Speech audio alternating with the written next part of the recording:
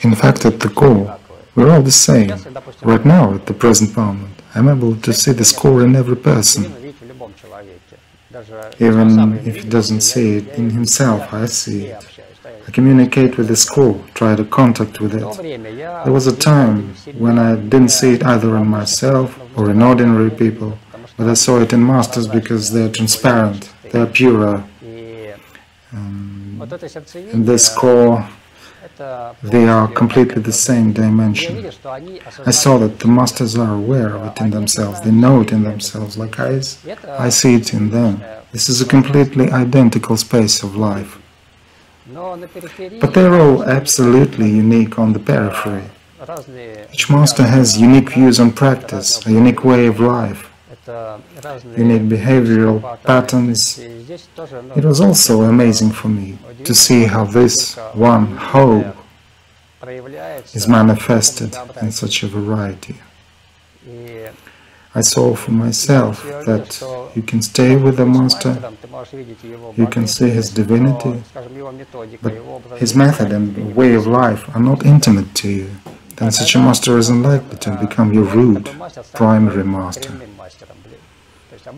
Usually the individual quality should also match. He should be very intimate to you in methods, in manifestation, in psychotype. Then it is much easier to learn from such a master. When we desire to embrace a certain method, then we must seek a master who is closer or more intimate for us in this sense. I lived with masters in several ashrams, and their methods or how they suggested the way of practicing were not interesting to me. But they were always interesting to me as masters. Any master was interesting with their qualities. I lived in some ashrams without practicing. I just drank the presence of these masters. That was enough for me. I was not interested in their methodological base or lifestyle. I was interested in their state, and for the sake of the state, I was just staying beside them. I selected the practices that resonated with me. The most useful practices from different traditions were Chinese Wushu, Kriya helped a lot in cleansing channels, balancing doshas, Psyche, Zazen, Japanese monastic Zen, Chinese Chan Buddhism. These practices turned out to be close to me. I went through hundreds of them. Osho had offered a lot of practices combining the methods of the East and West. I explored them all.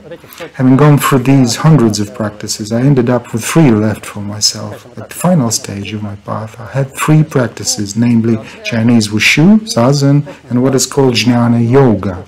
Listening to satsangs, reading holy scriptures, contemplating and meditating on those texts. That was enough for me to establish a basis for going forward.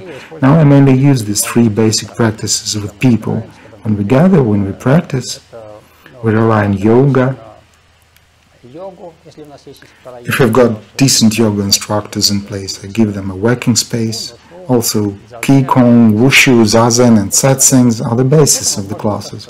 Sometimes we can add something like a psychological training, but these areas are auxiliary, secondary keys.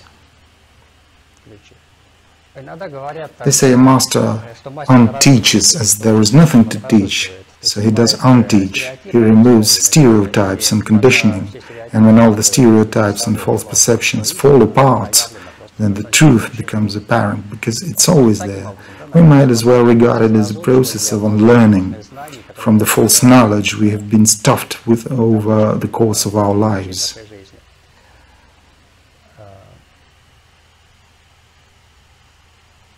Interestingly, at one time I noticed I could often make it out spot on whether one had a living master or not, whether masters had worked with their consciousness or they are self-taught, trying to do something themselves, because this stamp of awareness, self-observation, reflection, and the master's work is detectable in them. Sometimes I met people and I didn't know if they had a master, but I could see they had one. And it proved right. People who have never interacted with living masters, never gotten in touch with them, but practiced alone, were quite different. Interestingly, there are masters with closed group, and testing. To get to such a master, you need to pass the test. Such schools exist. They have been before, and they remain.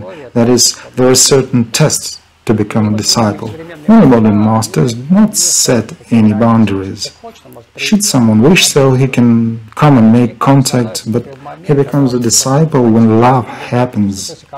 A transmission channel through which one can broadcast that which is beyond words, beyond the practice. Then it really is discipleship. Before that, a person can be a student, as Osho said.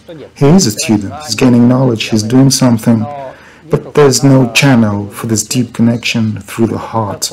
Once such a channel has been established, in my opinion, can a person become a disciple.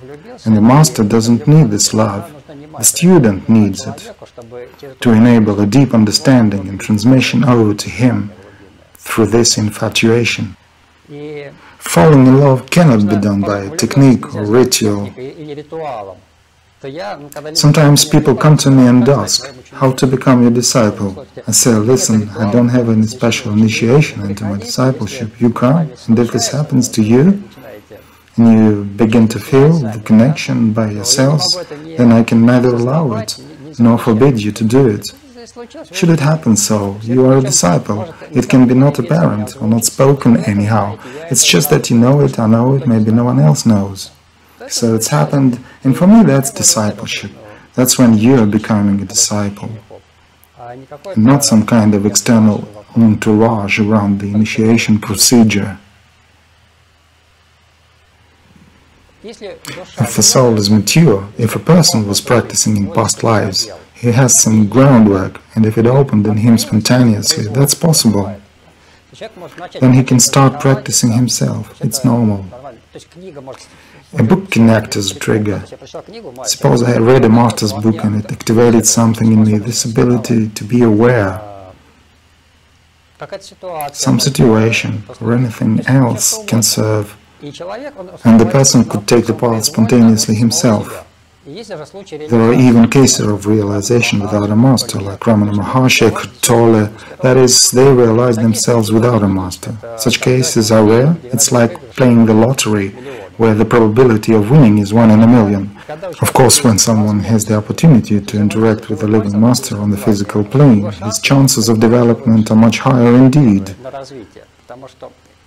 It enables a feedback at any time, a possibility to check any progress, as in any area, no matter what we take, yoga, wushu or dance. If a person is self-taught, then it will be evident, unless he's a genius, a Beethoven, a Mozart in music. He's bound to play in a certain way, even if he learns from notes, from books. If he's being taught by a fully realized professional, it will be a different story, a different skill level, a different learning speed. Everything is the same here. If there is an opportunity, then it should be used. If not, we'll have no choice but to move ourselves. It may happen another way, as I see it. Let's say,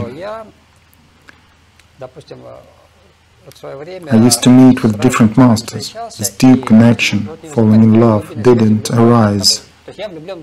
I was in love with the truth. That was enough for me. I loved any master because he was the realization of this truth.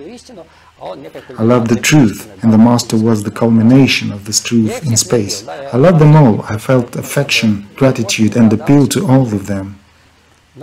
Something special can work with one particular master. Something sacred, a deep feeling of closeness. It's like a man, if he's mature and masculine,